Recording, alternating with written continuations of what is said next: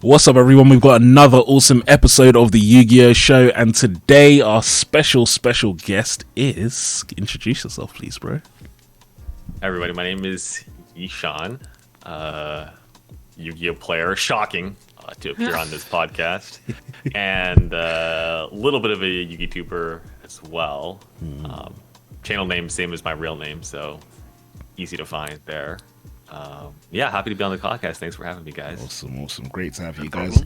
If you guys don't know Yishan, look, some call him the Grand Margie Maestro, some call him the smartest man in Yu-Gi-Oh! This guy is truly a legend. So, look, we're all about to level up on this podcast, guys. It's going to be insane. Yeah, getting the insights from the man himself. But yes, I guess to start off with, bro. Let us know how you got into YouTube, how you got into Yu-Gi-Oh! What all of that was like. Yeah, I mean, Yu-Gi-Oh! I think just lucky. My dad bought me a starter deck, and ever since then I just played.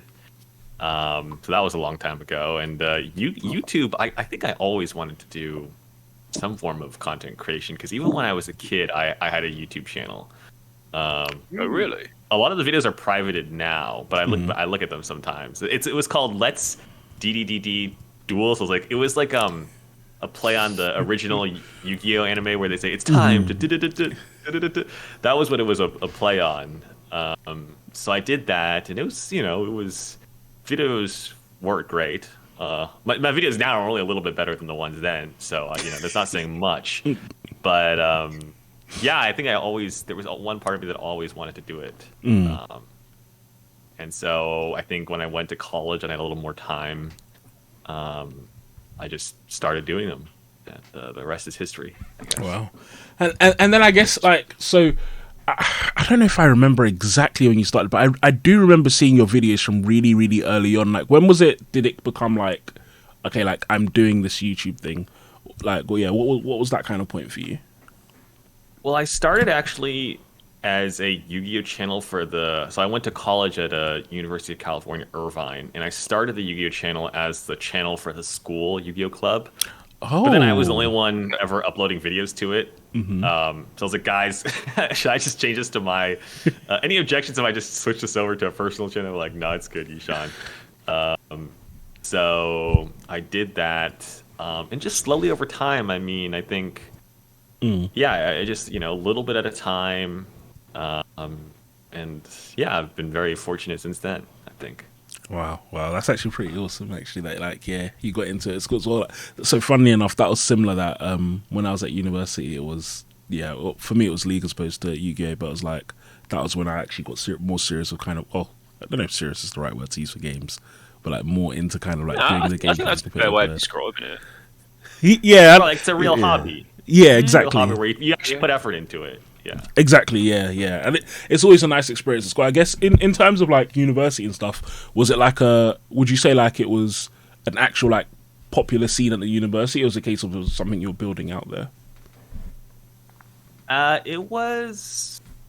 I mean, the Yu-Gi-Oh! Club was definitely not the most popular club at the university by far, but it. We had a decent amount of people for sure, and we'd have meetings, basically just locals every weekend. It was a lot of fun, and it's still continued, which is I'm happy to see. Even after I graduated, there's still people that don't know me at all. But it's actually the best part is you can see the future there. So I think we managed to keep it alive. So we did our part there. No, that's pretty That's awesome. exactly the spirit of uni clubs. Think of the things I did. Yeah, exactly. Yeah, definitely. So I guess our first topic then is going to be your experience, bro, at YCS Vegas. So, look, as usual, bringing the spice. I definitely count Scareclaw as the spice. So how was it getting 32nd with Scareclaw? I think it was weird. Was it that they changed the amount of people topping? Because I was surprised as well that they only did top 16, I think, at YCS Vegas, right? Yeah, I think for 3v3s, they always do top 16. Okay. Just because... It's 48 players, top 16, so it's not crazy unfair. I think sheer amount of people, I guess, right? Yeah, I mean, if they did top 32, it'd be 96 players. God, that math was a little bit off there the first time.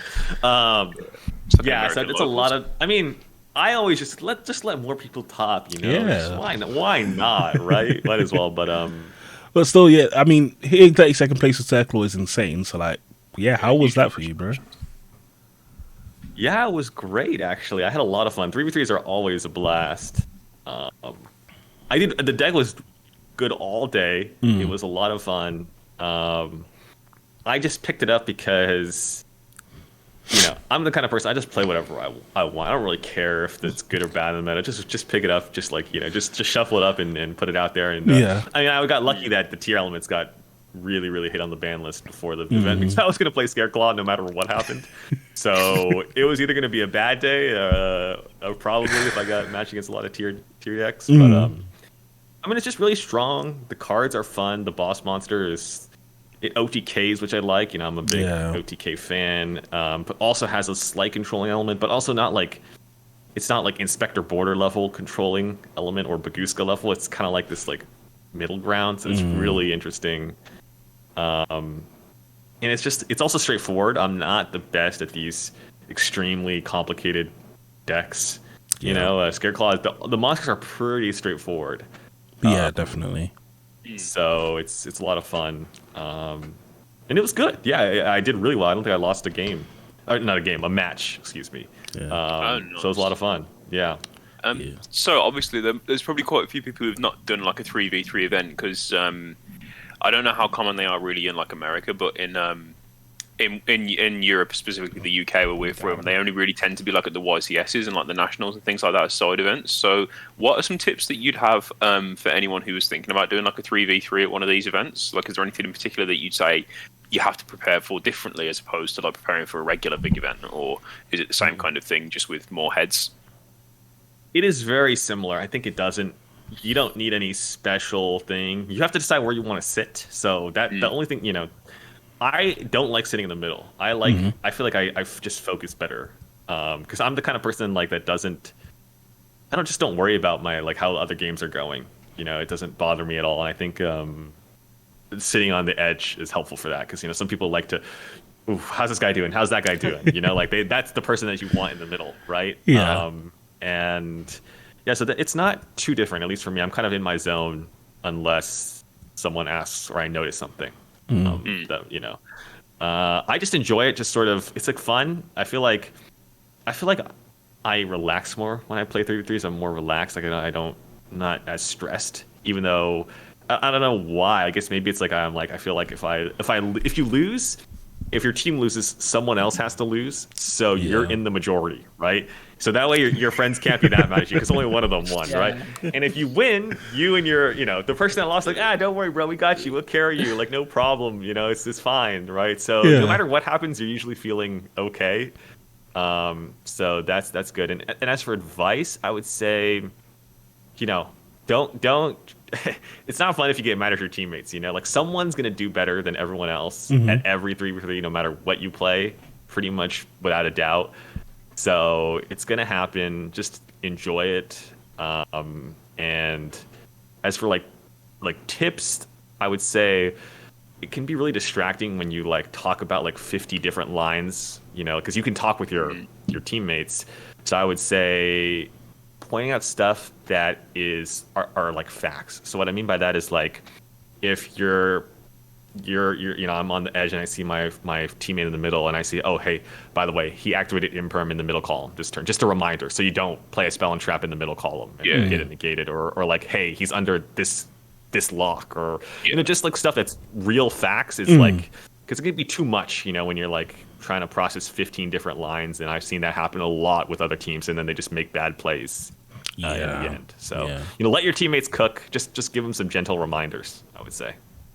It's really important because like there's a lot of talk I've seen around, particularly around Dominic Couch when he's won these two team events, where like people say, oh, Couch was like playing all 3 games at once or whatever, but like he's not representative of what most people are like, and you've got to you can't try and play like that unless you're completely at that level, and you've got to make sure that you're approaching the tournament in a way that's going to be effective for you.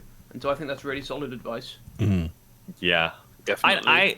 I don't know Dominic personally, but I doubt he played all 3 games at once. I'm just gonna that's my guess. There's no way you can win with like playing like trying to like carry 3, like there's no way. So I'm sure his yeah, teammates are of very course. good players as well. Yeah, definitely. I'd definitely Shout out. say shout out I to mean, Dominic. Yeah. I think they all would won YCSs in their own right at least the first time. Yeah, round. yeah. Yeah. I was gonna say because like it was the first 3v3 YC, I believe the only 3v3 YCS before obviously COVID and everything like that. Like Dominic Couch won that as well, didn't he? Like, or at least his team did. Playing, Yeah. I believe it was Shadol Invoked because it was around He about was that on time. Vote. The other Yes. two players were True King Dino. True Wow. King Dino. That's Gosh, a deck I haven't heard of in a long throwback. time. Blast from the past, right there. Yeah. Yeah. So in terms of decks, they're going back into 2019 a little bit because I believe this is when you first started to gain a bit of notoriety in the community for. I forget the name of which YCS, but I believe you came first or second. I'm sorry, I should have done a bit more research here. Playing a deck that we all hold very close to our hearts, Gren Maju. So tell us a little bit about that event in particular, and just about your relationship with Gren Maju, just pioneering that deck. Like, what kind of thought process goes into looking at a deck like that is obviously very rogue and thinking, yeah, this is the one, and then just obviously Yeah. proceeding to just smash the competition with it. Yeah. Well, that was a good memory. It was YCS Portland. That was in it. 2019. And it was second, not first, unfortunately. My friends still bother me about that today. You're the best runner-up I know. So, so Yeah, because was that before or after David Mendoza won with? Because he won with a Danger Variant, didn't he? he, Event. he actually won literally the next YCS. It was So the I think next it's one, by okay. far the best Gren Maju has ever been in that little period. Yeah. Literally won the next YCS. Yeah, so it's interesting. I think a lot of good players, they play rogue because they think it'll give them an advantage. You know, like, oh, I got to, like, I'm gonna metagame this meta. I'm gonna play this deck. And for me, it's the total opposite. I just like I said, I just play whatever I want. I don't care. Like, if it's gonna lose, whatever, it's fine. So I had no expectations really going into that event. I just tried my best building the deck. And I think if you look at the deck that got second with, it's definitely like got some maybe questionable choices because I really didn't test that much. And I just got pretty lucky, caught a lot of people off guard. Super Poly was good. That's important. Yeah. Super was huge. So good back then. Yeah. Super Poly is like a Gren Maju card basically. I always say Yeah. if Super Poly is good, that deck is actually pretty decent. It usually is dependent on Super Poly, and got a little lucky. And somehow scammed my way through top 32, top 16, top 8, and top 4. That I don't know how that happened. No, yeah. it was really awesome seeing Gren Maju do that one. I remember, during that format, I can't remember specifically why, but I remember Gren Maju really just came up and it became like an actual good like contender for some reason, but no one really had seen it like kind of in action until then. I remember just seeing your deck in the tops, and I was just like, "This is insane!" Like Gren Maju on my days. It's also because like, and Jake was quite similar around our locals. Like, I was one of the few people who play Gren Maju, and it's like everyone just thinks of it as kind of big numbers. That's about it. But like seeing you actually like dominate with it, that was actually so epic. And also, there's also I think a big part of it as well as the dangers as well. Having the dangers in the list and stuff as well was also just very, very useful. It just gave you so much gas, like tearing through people's boards. There was Gizmek. That was when Gizmek first came out as well. Well, I don't know. Like, That's why I made the deck. It was because it just came out. Yeah. Yeah, Gizmek really like upped just how amazing the deck was because now you had like some like crazy interaction and more banishment and stuff. Yeah, really. Deck really almost awesome. became like rank 8 turbo with Gren as the normal summon, right? Yep, exactly. Did you guys start playing Gren Maju? Like, were you guys already playing Gren Maju before then, or after then, or what's your guys' experience? Because I don't know. Like, to me, I was in the fray, I guess, but I'm curious how everyone else like perceives Well, it now. I'll leap in first with that. So after a very long break from the game, I took a break about when Synchros came out, and I came in again just after that ban list that Goblin and MX Saber Invoker got banned. And Okay. I was looking for something to play that wasn't expensive, and I stumbled upon your list from San Diego in 2017. Yeah. And Okay. so I Yes. basically built that, but I had obviously had to change Max C. Right. And so I basically right. net decked you for my first ever local, and Okay, how did it go? Do you remember how it went? my You first beat game, the pants off me, Jacob, before I remember. my first ever game was against Dan. Wow. And I Okay. believe I remember attacking for game with Grand Maju through a Chaos Max. Oh my god! I was so like, what the? Imagine what? losing your Chaos Max to Grandma. Oh my god! Right, Like, yeah, I that got brings this some in the- memory. I forgot about that. I mean, I didn't forget, but Yeah. that was the original Grand Maju. Like that's where I Yeah. got Famous started. Match Yeah. against Lightspawn. Yeah, that. Oh man, that was like the Necroface Gold Sark. Yeah. Very Yeah. valid, like, Those were some. That was a good time. Yeah, I remember. Definitely.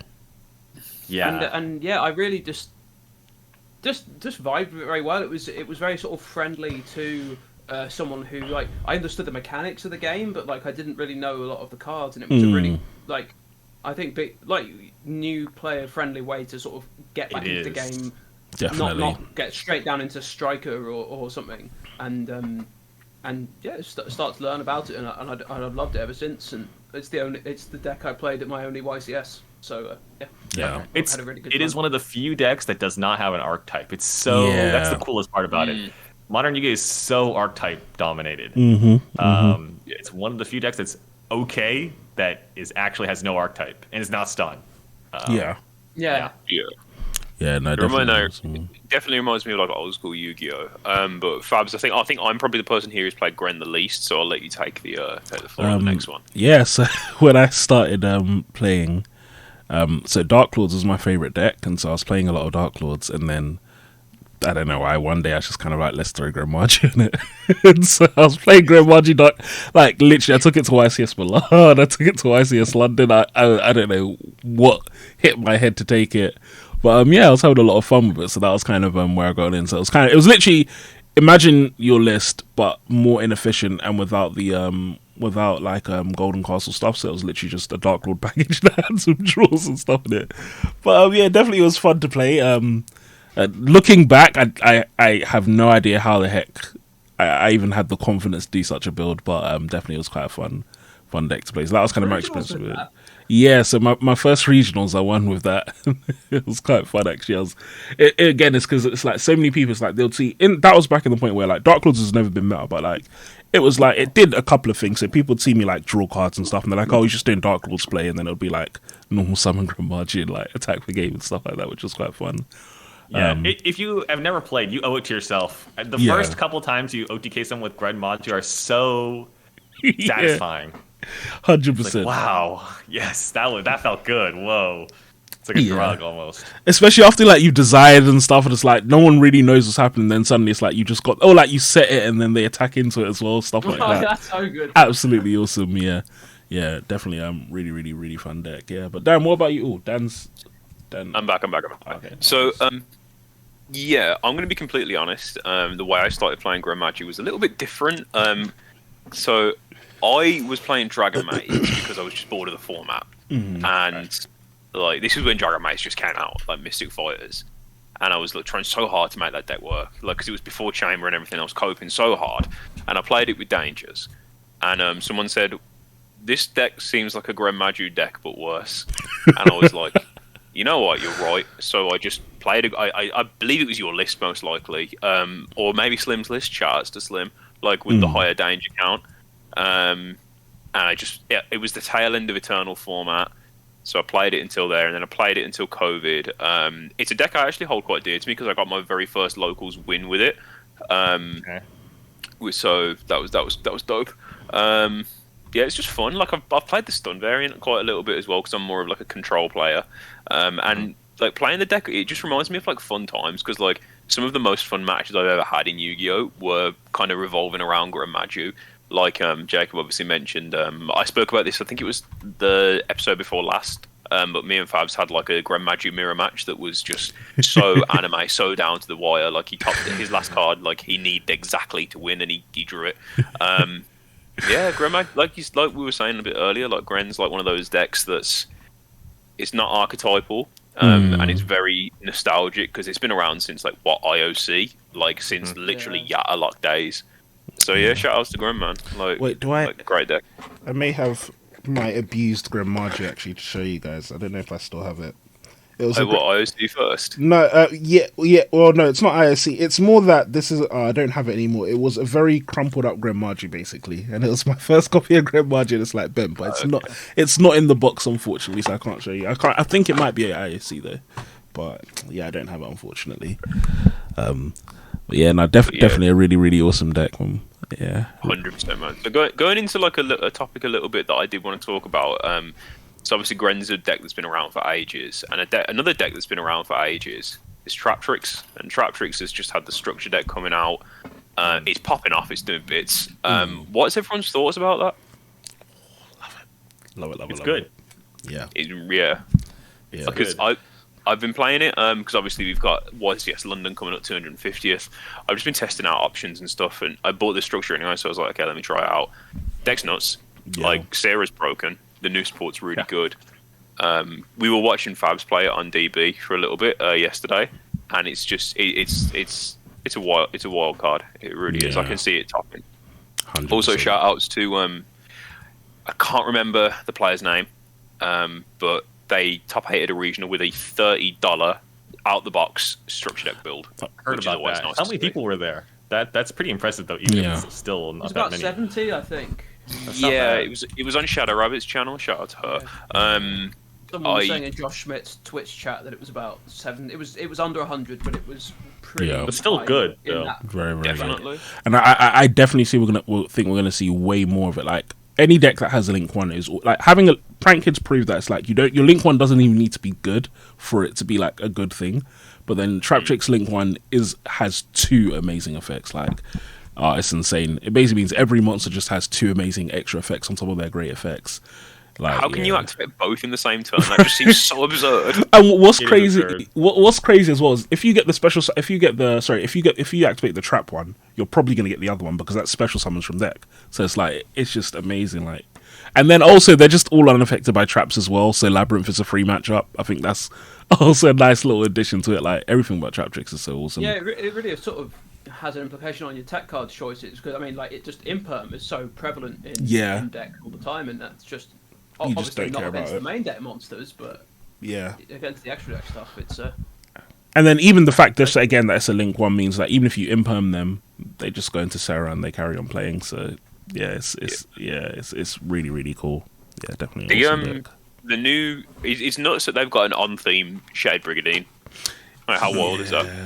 Yeah. That one, I wonder if Konami actually listening to the user base, because I remember that was the main thing everyone was asking for so long. That was just Yeah, like, I was thinking that. I was thinking definitely. Yeah, having that card is amazing. Holotail is busted card as well. Well, one thing I actually really do like as well that Konami has done, and it's what I thought for the case. I didn't like the creep of cost in Yu-Gi-Oh! How it's like to be a competitive player, you just need to spend so much money. I really like the fact that genuinely you can buy 3 structure decks of this one and be competitive. Like it's got staples in it, it's got board breakers, it's got everything. So it's like I think that's how it should be. Yeah, the thing I like about it as well, particularly, is because like with these structure decks and stuff. I don't know if you noticed it. There tends to be like one key card missing, or like 1 or 2. Yeah, and that card always goes like through the roof. But this thing has a whole Traptrix deck in it. Like Literally you weren't everything. missing anything. So that was sick. Shout out to Konami on that. yeah. Yeah, so Yishan, you mentioned, speaking about like decks and stuff, you played Scareclaw in the YCS. Obviously, we've spoken about your dalliances with Gren Maju. What goes into like what goes into your deck choice? Like, what's the thought process? Like, what makes you look at a deck and think, yeah, I want to play this? That's a great question. I think part of me thinks I think like everyone gravitates towards things they like, but I always think like it's sort of it's like that classic Harry Potter trope, the wand chooses the wizard, I don't think there's, if I think of all the decks I've played, I played Tri Brigade, I played Gren Maju. I mean, I don't really know what the link between all these decks is, or Scareclaw, or anything like that. I guess I always have enjoyed, playing something a little wacky. I think it's a little fun to try and, really like be one of the first ones to make a solid build of something. And I don't know. It's usually I sometimes think I wonder. It's just like the first 3 games you play in like Dueling Book. Is that what decides if you like a deck or not? Like if you do well, you're like, oh, I love this deck, and you'll play it for the next like 3 months. And if you do bad, you're like, yeah, this deck's not for me, right? So sometimes I wonder if it's a little luck prone to too. outcome bias, aren't we? We are. Oh, totally. I mean, just think about like I think about this sometimes where like you know a YCS top. If I lost one extra match in Portland or any event that you've done well at, it's like no one would care, and the deck would still be the same deck, and it would be almost as good, right? The result would always is, but people are so like, oh, it's top or nothing, right? So, and I understand why, because you know results usually indicate some sort of strength or good idea behind the deck, but it is like kind of like interesting to think about sometimes. Yeah, but usually the deck just chooses you. You're like, oh, that looks interesting. You try it, and then you're like, oh, it's fun. Yeah, 100%.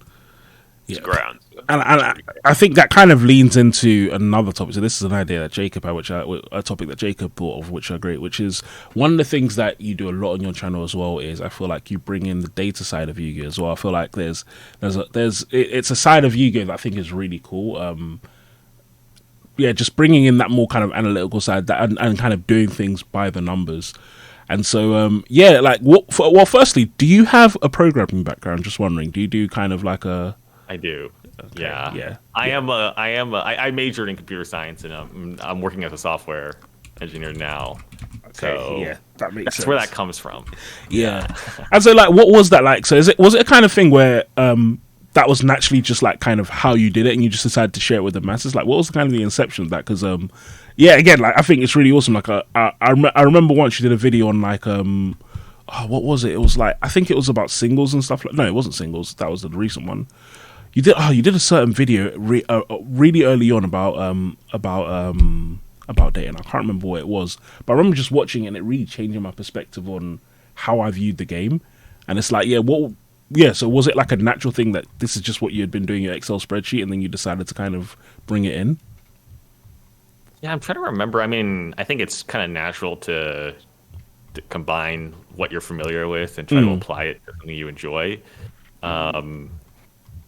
I've always been just interested in these sorts of things. Like, okay, well, can we find something better? And the truth is, Yu-Gi-Oh is such a complicated game that you can only do a little bit with numbers. You almost use it as a guideline, but it almost makes you ask yourself.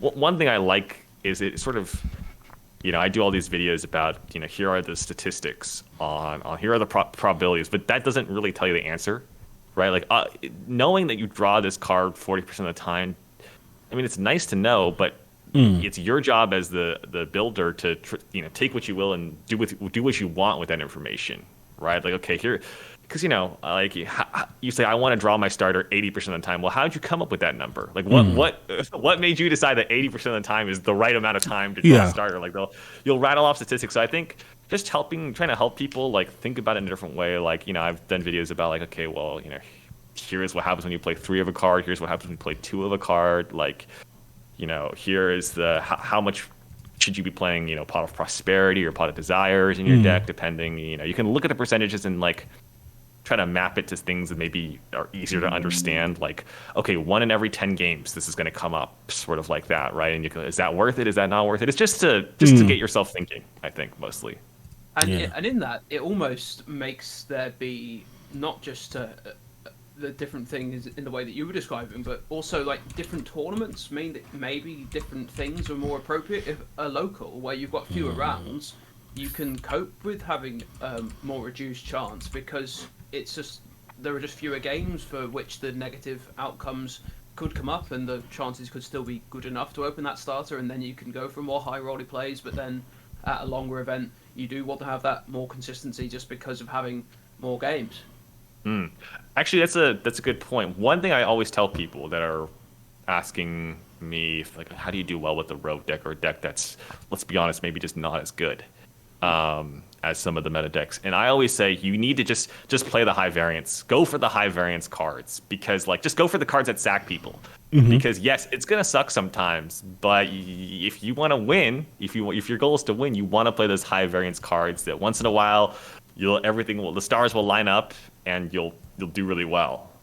So that's one tip I can give. Yeah, because that's the thing that's going to give you the edge when your deck is, for want of a better phrase, underpowered. Right, exactly. Yeah, I saw a similar thing on Joshua Schmidt's stream, and he was talking about. And it was one of the things I noticed with Jesse Cotton as well. So, like, a lot of these pro players who's like, I was just seeing them top consistently. And I was like, I didn't get it.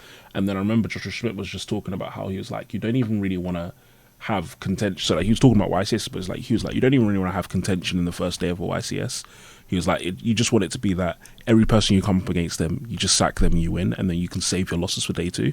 And it's like, it was really about that mentality of like, yeah, just having something like godlike that just wins the game in your deck. So like, for example, with Brandon, it's like, play Expulsion main deck, and then it's like, you're just going to sack people. No one's prepared game 1. You win every game 1. And then now it comes to game 2 and 3 and like, it's on your terms. And that was something that I didn't realize before, but it's like, I'm starting to realize now that as I go into the game, it's like, I don't even want my opponent to have a chance. Like, I don't want to try and be better than them. I just want to have a card and it's like, now I win because I had this card and you didn't. Yeah. Yeah.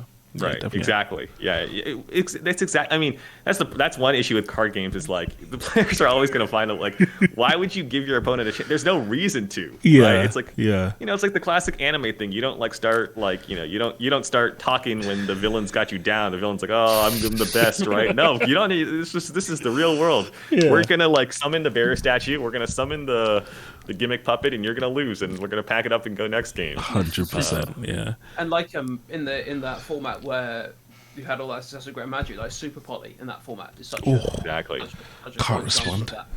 Yeah. You have to do something unfair usually to win.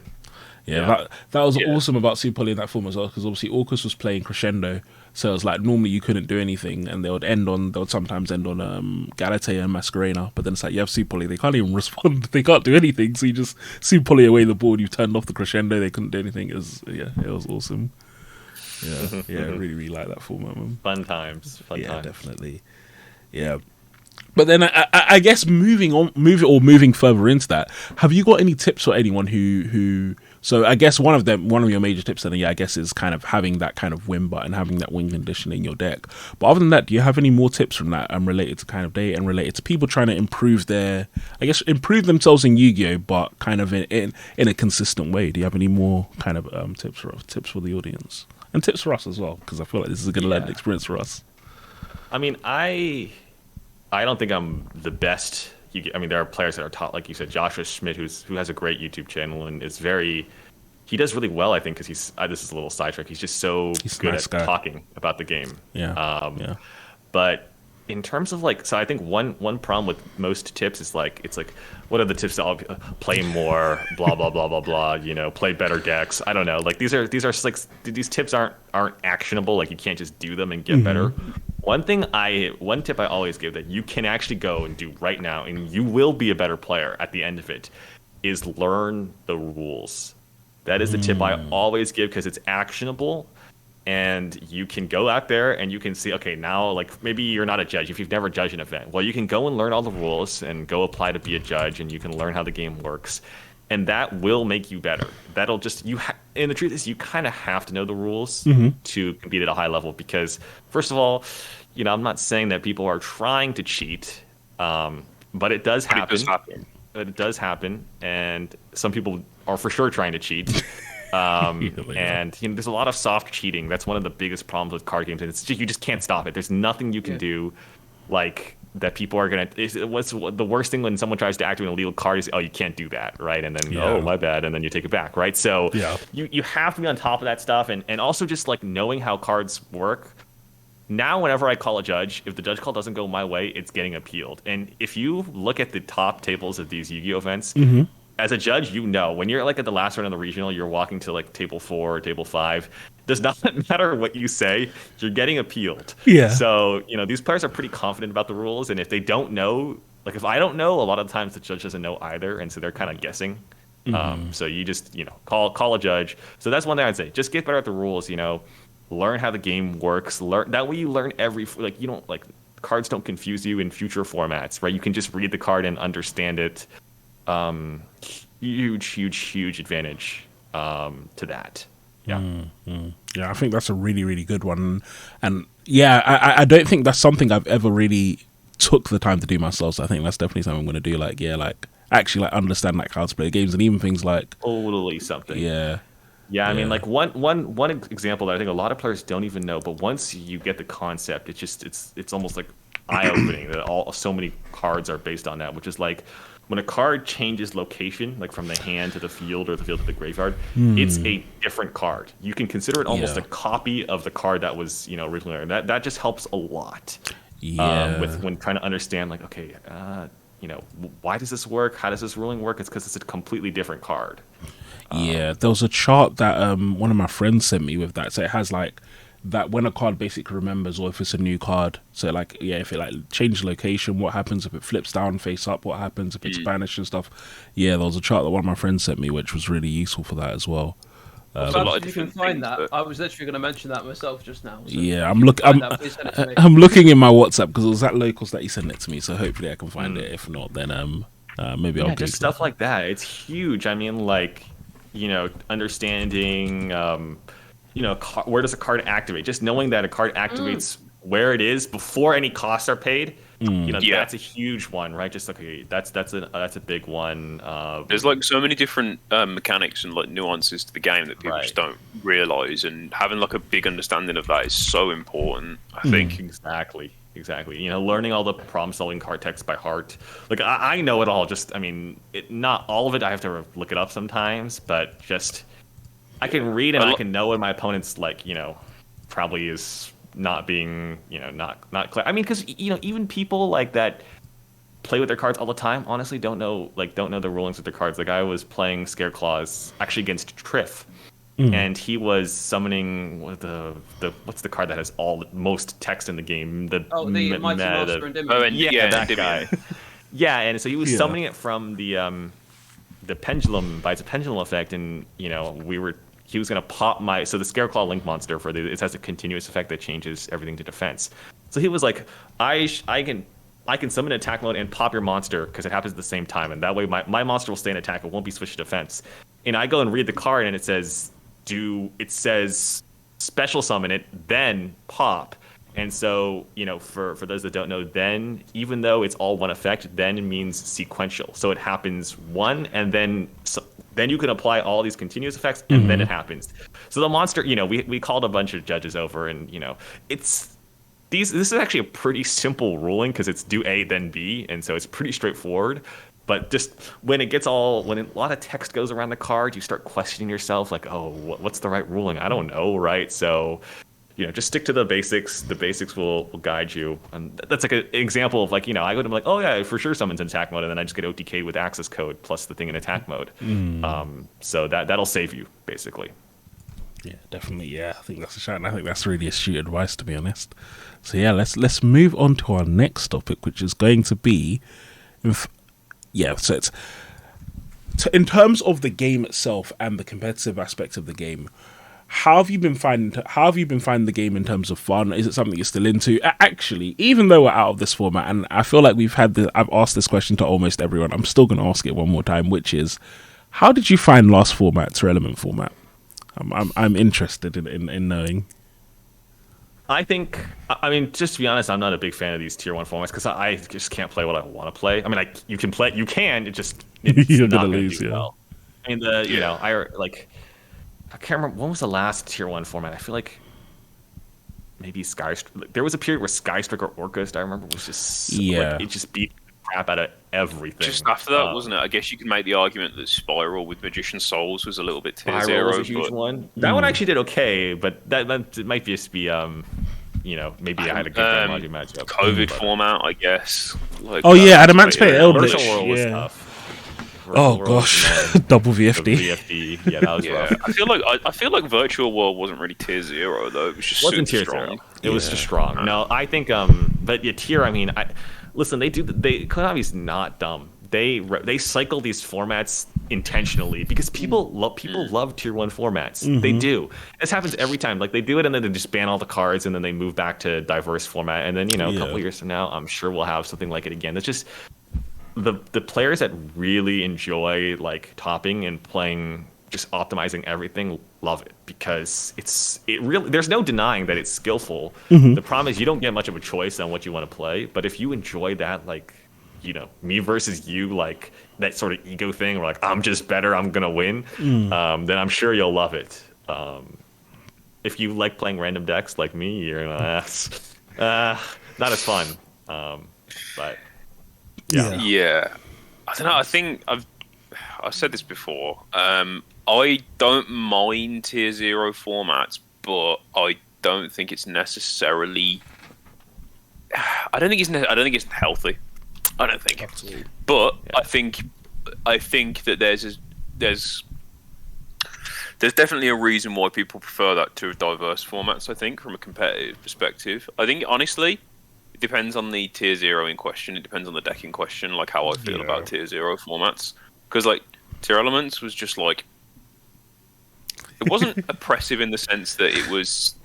I'm just repeating myself now, innit? No, Like, but I get. No, wasn't keep going, because I get where you're going with this, and I agree. It wasn't oppressive like, oh, I'm going to set up a million negates. It was oppressive like, okay, I'm going to do my little mid-range board and then I'm going to pass. Okay, my turn, draw phase. In draw phase, I'm going to take my turn again. And it's like, Yeah. come on. Like, so that was jarring. Yeah. But other than People that, are I don't always think gonna there was complain. anything. But it's really also, and I'm sorry to interrupt, but I wanted to make sure I said this, which is like for tier 0, like from a content creator perspective, after a little bit, it's just boring. Like there's nothing. 100%. You could literally win a YCS and nobody cares. No one cares. No one cares, bro. How is that possible, right? Like literally nobody cares. Yeah, it's like- it's amazing, you know. Like I was playing 3 Rhino Heart, 3 Sheeran, 3 Planet. This time I played 2 Havness instead of 3. It's like, bro, I'm over even it if you now. look at those super competitive players, you know, when they're making content, you know, they did really well when Tier Elements was meta. Like, and it was the first couple of months when they were the ones breaking the deck, you know, because they played a lot. And then, you know, they're like, after a while, it's like, guys, I can't do a 5th Tier Element deck profile this format. I gotta think of something else, right? Like, so you start going on other places, but just like, it's tough. It's tough, for sure. Yeah, It's definitely. very difficult, isn't it? Because it's just like a format can never be all things to all people. Right, exactly. I played Ashiza Tip in the previous format, and I really enjoyed the mirror match. But it would be completely wrong of me to say that experience was reflective of most players. It was a small group of players who enjoyed that, and our locals. I've said this before on the show. Our locals' attendance just went down because of things like what you were saying. You Still hasn't recovered. People, people didn't really feel like they could realistically come along and have a good experience. Like I can think of several people, if they got paired up against me or one of the other Ishizu players, they would just scoop, and that's not a rewarding experience for a huge majority of the game, and it's just very difficult when It's not the rewarding same from format anyone's is meant to perspective, be isn't it? for competitive and for casual at the same time. Like having that balancing act is very difficult, and that's why tier 0 formats like cannot stay around for very long when they do happen. Yeah. I'm sure Konami sees that too in their statistics. I was gonna That's say why they just ban everything. Yeah. Yeah. And I was going to say, I feel like the evidence does show us that most people don't like them just by the fact that I think it's the fact that locals' attendance went down so much. To me, like that to me is clear that the majority of people prefer it when they can do other decks as well. And to be honest, from a competitive player standpoint as well, it depends on if your mentality is I want to win or if your mentality is I want to get better. You probably don't want a tier 0 format all the time as well, because it means that you got more victims to play against. When everyone has to play a Shizu tier, yeah, when you're only playing against other Shizu tier players, you're not always going to get the win because maybe they're just as good as you. But if you know that there's that guy who's going to really, really want to play Dark Magician and stuff, and you're just going to rattle him, I mean, I don't know. I feel like you also might sometimes want to not just have that tier 0 deck in the format. So. Yeah. If you're a good player, early tier 0 format, that's where you get everything. You beat all the people that are not playing meta, that are still like, oh, let's play Yu-Gi-Oh! And before they get tired of it, you also have probably a stronger deck because you have a better build. Yeah. And that's where you just get all your, guess where you feast, you know? And then it gets boring because then everyone's playing the same thing. any reason. You have to really play. You have to work hard for your wins. Yeah. Sure, for sure. Yeah, one of the times when it really clicked for me was right at the beginning of the Shizu tier format. We had a locals, and it was like the top 5 players were all playing the Shizu tier, and I was just like, wow, this is like, and it wasn't even like oh, the top 5 players, and it's like we're all like everyone who was top 5 was so much, but it was just like, no, it's just everyone who played the Shizu tier was in the top 5, and then there was everyone else. Yeah. It was just like, whoa, this is not even close. Yeah. So, Yeah. Yishan, speaking about like formats and stuff, is there a particular format that you would hold in like a higher regard than others? Like I know, obviously we've spoken a lot about 2019 here, like TOS format. Like, would you say that you have a favorite format? Good question. I don't know. Actually, I mean, I would say I have formats I don't prefer, but as for favorites, I mean, obviously, I feel like, of course, I have fond memories of right after obviously when I did well with Grand Module YCS, of course I would have a fond memory Of of course, that format. But I think I just, I just like playing. So most formats are okay, honestly. I just like playing. So usually it's pretty fine. As long as it's not VFD or some like this format, I actually don't mind at all. I really feel like you can play most decks. And yes, if you're playing against Cash, you have to play certain cards, but that's okay. Like at least you can play what you want. Yeah, if you have to put Book of Eclipse in your deck, that's fine. I'm happy putting Book of Eclipse in my deck, no problem. Do I need to put It's whatever? better than playing like 12 Bestials. Exactly. I can put yeah, exactly. Well, Bestials was like so annoying because not only that, like you literally like some decks that were like reliant on Darks or Lights in the graveyard, you just cannot play them because literally people are minting 12 better DD Crows against you. Burning There's Abyss players would not eat in that format. exactly. Yeah. Drytron. I was thinking Exactly. Drytron. The format Right. before I'd been playing Drytron, then I had to just throw it in the bin. You literally just can't play. So that's the problem with Bestials and 2-0. It's like you literally like if your deck gets caught in the crossfire, it's literally unplayable. So much collateral Right. damage, right? Yeah. Yeah, definitely. Yeah. I'm sure there's some Eldritch players as well still recovering from last format because Yeah. it's like Oh, yeah. imagine playing a trap deck and catching that collateral L. Like that's so sad. Like you can't play Eldritch. Actually, isn't it? Oh, I'm going to play the anti-meta deck. Oh, sorry, you get cooked by the outs. Yeah, shuffle away your Elixers, and your monster gets Bestial. I think that was the Golden Lord was not looking very golden that format. I think that double combo is actually what made it so painful as well because it's like you're either getting Bestials and even if you don't play Darks and like you're getting a Shuzu as well. So it's like you're just if you touch the graveyard last format and you weren't TR, then you were probably getting violated. PKO. But then if we move on to this one, what is your opinions on Kashtira in terms of the deck itself? So I'll just throw it out there. I hate Kashtira. I really do. My problem is I don't like people messing with my deck before I've messed with it. That really upsets me.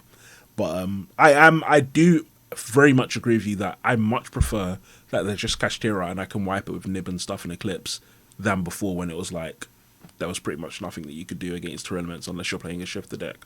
So what's your opinion on Kashtira, Yishan, specifically?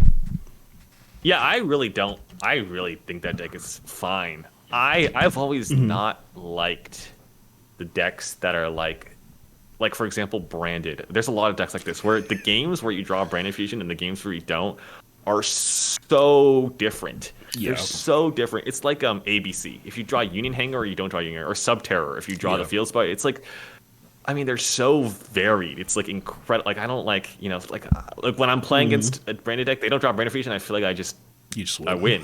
And then if they do, it's like you're like fighting for your life if you have a chance, right? Yeah. And so it's like I don't like that gameplay pattern where it's like, oh my god, we're just sitting here like I mean, I can't even complain. Like I start like when I play like Scareclaw, I'm playing the Adventure Engine. The games where I have the Adventure Engine feel so much better than the ones where I don't.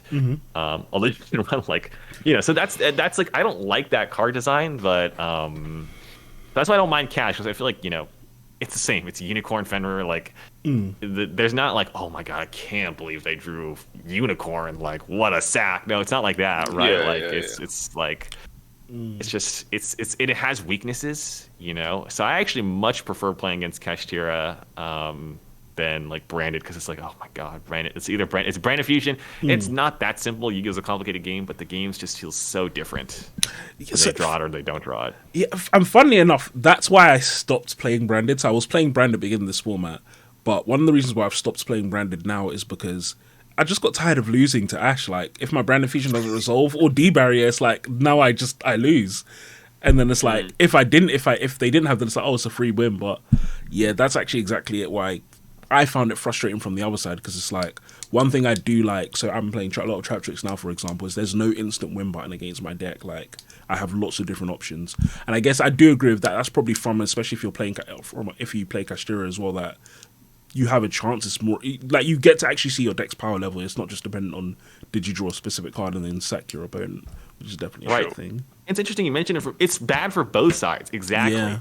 If you're the player that draws it, you are like, well, I mean, I don't really have to work for my win this game. And then if you don't draw, you're like, man, this blows. Like, Yeah. And so it's just not good for. I don't understand. It's not good for anybody. Yeah, there's The definitely one thing decks I- like that. No, go on, go on. I remember I played at Nats 2019, like this sort of lockout combo deck thing. I'm not entirely sure why I played it, to tell you the truth, but I did, and it was like It's like Crusadia when it's stuff like that. yeah, but not with the Thunder Dragon. It's just like Crusadia combo, like Gamma Seal, all that, and like if it went off, I just won, and like there was no interaction. And if it didn't go off, I just got stomped, and it wasn't really fun for either of us. And there's quite a lot of decks like that, and it's just Yeah, not so fun. yeah, Yeah. definitely not ideal. What were you about to Just say? then? depend. No, I was just gonna. I can't remember. It just depend on what you want to get out of the game, I think. So this is like another topic that I wanted to put to you guys, because we've all talked about like favorite decks and like favorite formats and stuff on the podcast. But like I thought this would be a really good question to ask you, in particular, Yishan, as you're someone who, like, I feel like when it comes to Yu-Gi-Oh, you really wear your passions on your sleeve. So what is it about Yu-Gi-Oh, the game, full stop, that keeps, like, what keeps you coming back to the game, essentially, is just a question I want to put forward to everyone. Like, what is it that makes you think, like, yeah, like, I love this game so much? Like, what is it that makes you Yu-Gi-Oh tick for you? Is it like the play styles, like the lore behind the cards, like the social aspects? Like, there's a lot of different factors, right? Yeah, actually, maybe I don't know if I'd say it's a unique perspective, but I feel like a lot of people that answer this question, they like playing at Magic the Gathering, and they like, oh, I hate mana or whatever, you know. And I don't mind mana at all. I think it's a great idea, you know. I've played Magic and Pokemon and Hearthstone and these other card games, and I enjoy them, actually. I think I just like these kind of games in general. Why Yu-Gi-Oh over everything else? I think, I'm not gonna lie, it's probably because it's the one I played first mostly, and I played the most. Yeah. There's you that know, nostalgia to it. There's some nostalgia to it. I think I do love one thing that Yu-Gi-Oh does better than every other card game that I've seen, is that you can actually use any card in the game, barring Yeah. fan list. Most card games like Magic, I mean, they have older formats and newer formats, but you know, everyone plays pretty much the same format in Yu-Gi-Oh, and it's any card pretty much you want. Most card games have set rotation, where the older cards just, that's what they try to reduce power creep by just not letting you play older cards. And Yu-Gi-Oh is like almost the exact opposite. Sometimes you'll find these random cards that are good all of a sudden because of newer cards. That's yeah, it's amazing, right? It's so cool. That's one of the coolest parts about it, is like digging up these old cards, and you know, you really feel like you can really build your own deck. And I will say, like, the tech choices in Yu-Gi-Oh, it's so funny to me. Like, I love it. If you ever go to like any event, actually, just go to a regional. I'm sure you guys have done this too.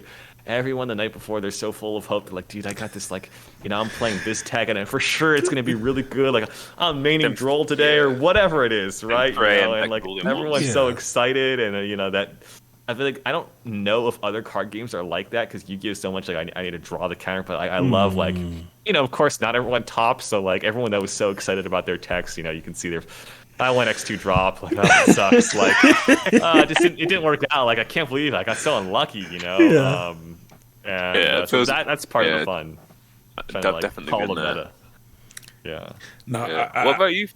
I was gonna say, you know what, actually, I had a different answer at first, but I actually 100% agree with the set rotation thing. I think that's really, really cool. Like, that, yeah, I can just, if I want to, I can play Dark Magician from like ages ago. If I want to, I can play some, like, the fact that right now some of the meta cards are like Book of Moon, Raigeki, stuff Yeah. like that. And these are Yeah, cards that exactly. released, I don't know how many years ago. That is really, really cool. So yeah, I Yeah. think that's definitely one big one. And I guess for me, the other thing is archetypes. Other card games do have nice artwork, but I think in terms of storylines and stuff, I think Yu-Gi-Oh's really, really ahead of the game. Like some of the archetypal storylines, tongue twister, are really awesome. So it's like the World Legacy stuff, the Visas lore, like it's all really, really, really cool that there's like a coherent backstory and stuff. Even Albert, so like that's why thematically Albaz is one of my favorite decks because the whole branded storyline is insane and it's still going now. Like it's nuts. So yeah, that's definitely something I really, really like about Yu-Gi-Oh compared to other card games. Yeah. Yeah, archetypes Sure. are great, actually. I think you're right. Yu-Gi-Oh does have archetypes, and most games don't. They're like they're like all the decks are like mishmash good cards dot deck, Yeah. pretty much. Yeah. And Like, yeah, exactly. And Yu-Gi-Oh's the exception. Whereas like when a deck comes along that's actually not an archetype, you're like, wow, that's interesting. Yeah, that's the And, weird thing. And so, but archetypes are good. They're just good because like you can really connect. It gives that player to player, player to card connection that is so yeah, hard. it's almost like this might be a little bit cringy or whatever, but like it's almost like kind of how it is in the anime, right? Like when you find like a favorite archetype, like Yeah. it does make you kind of feel like, oh yeah, this is like even if it's not a deck that you play like meta, or even if it's just like a pet deck, it's like it's cool to have that sort of signature. Like obviously yourself with Grenmaju, like Fabs, you've talked about Dark Lords a lot. Jacob, I'm trying to think if there's one that I particularly associate you with. I guess Grenmaju, just because of obviously your previous dalliances with it. There's one more deck I feel like that we're not mentioning for Jacob. Lyrilusk. Lunalight, of course. Oh, did I say Lyrilusk? Yeah, Lunalight is what I meant. I said Lyrilusk or Lunalight. Yeah, Lunalight. Oh, my eyes. Of course. were How could I confused. forget? Yeah, that it's like it's sort of what you guys were saying, like the lack of set rotation is sort of really appealing for getting to go and like just try out different things each format and see how can this deck work, which way can I play this kind of thing in this format, and I just love like spending hours like trawling through the card database and seeing what different things out there are the cards that do those kind of things, and how might those be placed against the decks that are there right now, and we couldn't do that without set rotation. So Yeah. it's massively fun, and anytime that there is like a little window for Lunalight to be played, I just take it because it's just it's like you say, Dan, it's one of those decks you always seem to have like a connection with, and I don't know why. Just there's lots of decks that like special summon a few times per turn, but it's something about summon Chick, send Martin, send Tiger, and it's just great. Yeah. No, yeah, it's so wholesome, like hearing people talk about their favorite archetypes. Like, and I don't know, man. I feel like you don't get that in Magic. Like, I guess in Pokemon to a degree, like when someone's favorite favorite Pokemon is in a Pokemon, meta yeah. deck. But But what would you say, Yeah. Dan? What would you say is your favorite part about the game? I really don't know, because like this is kind of why I asked the question, because I was trying to put a pin in it, and I was like, let me hear what you guys have to say. I think for me, a lot of it is starting out. It was like the social aspects, because I've talked about this a few times, but when I was getting into competitive Yu-Gi-Oh, it was like the tail end of the 2018, like the Danger Dark World format, and I remember like going over like some friends who didn't play Yu-Gi-Oh anymore. Well, they don't play Yu-Gi-Oh anymore competitively, and like testing until like 3 a.m. and stuff, and it was just like it just brought me back to being a kid again, right? But again, like you've all brought up really good points, like the archetype stuff. Like I don't really consider myself to be someone who has like a above all else favorite archetype. There's definitely ones that I hold really dear to my heart and things like that. And like the thing that you said, Jacob, about the set rotation, like, and just trawling through cards for hours. Yeah, there's genuinely, like, this is going to sound like a cop-out answer, but I don't think there's any one thing in particular I could put a pin in. Yeah. But one thing that I do really like is deck building. Like, maybe this is just my OCD kicking in, but I love it when you get the ratios just right on a deck. It feels so good. Yeah, where it's like you've been doing tests and you're like, yeah, I got this. I've perfectly cooked this list up and I'm ready. Yeah. Oh, I guess as well, like the feeling of actually like playing a game competitively, like when it gets to like a big event, like and you're sitting down against your round one opponent and you're like, okay, I'm in it now, innit? Like nothing else matters from here on out other than this run of rounds and like 100%. even like. You'll never, even if you lose, like, there's always lessons to be learned and shit like that. I feel like I'm going on like a fucking anime protagonist or some shit, man. But it's true. I love it. I've had some valuable lessons from tournaments where I've not done very well, and I've also had valuable lessons from tournaments where I've topped. So yeah. Right, so we're going to go into our last topic because we did just hit the hour mark, and so we're not going to do Am I the Arsehole this week. This week we're going to do Would You Rather. Okay. Yes, I have a special one. We had quite a wholesome topic, so I need to bring some degeneracy back to the podcast. And so, look, my question is this: would you rather? So you're locked in a room and they're trying to kill you. Would you rather fight 4 16-year-olds or 27-year-olds? Ooh. Point of like clarification. Yes. Is it just like bare hands combat? Bare hands, all little boys or 16-year-old boys. You would catch me in a room with 20 little boys, bro. Well, why do you have to fight? You know, like what's I mean, look. Why can't we just sit there until someone lets us out? They're trying to kill you. You don't have to fight. They're trying to kill you. They're trying to kill you. That's a different story. Yeah. So, 27-year-olds or 4 16-year-olds. Which one would you rather? Yeah, I've got to go with the 27-year-olds. 100%. Have you seen some of these 16-year-olds are they look big, they look older and bigger than me. Bro, I'll be real. I don't know if I could beat up one 16-year-old. Yeah, 4 is too many. Yeah. I'll have to take the 7-year-olds. I think. I feel like 7-year-olds is a lot. It's a lot more straightforward. 16-year-olds, it could get really rough really quickly. Yeah. See, I'm going to go with the 4 16-year-olds because the whole ordeal is going to be over faster whether I win or get my ass kicked. Like, it's going to be, either way, it's going to be over faster. So whatever will happen, will happen. Like, I'm not really interested in spending any time, like, with, like, any sort of child. So... I mean, look, it's not a romantic endeavor. It is a fight. Look, they are trying to kill you. They are trying to kill you. I mean, I wouldn't want to be in a fight with like a load of 7-year-olds, man. Have you seen the way that like kids in primary school fight? They're vicious, man. It's true. They can get quite deadly. Get that, man. Yeah, when I used Even to. Yeah, when I used to be a teacher, I used to see some havoc in the primary school, like all sorts of biting and stuff like that. Like that's what I'm saying. They don't fight fair. Yeah. Nah. But, okay, so we've got 3 people who would rather beat up the 7-year-olds there. Yeah, cool. That's cool. Yeah, it's just fun. Does that make you an asshole though? That's a question. Who knows? Well, it depends on the circumstances. Really. In this scenario, I feel like we were all justified. Yeah, they're going for you in this circumstance. But yeah, guys. Broken and entered, innit? Broken and entered. Morally, you're in the clear, I think. All right, lovely. Guys, that was episode 26, hopefully, of the Yu-Gi-Oh! Show. So, guys, thank you, Yishan, so much for coming on. This has been an awesome episode, bro. Yeah. Have you got any shout-outs? Yeah. Yeah, have you got any shout-outs? Anything you want to say, bro? Shout-outs. Shout out the channel, of course. Gotta plug that, I guess. Yeah, 100%.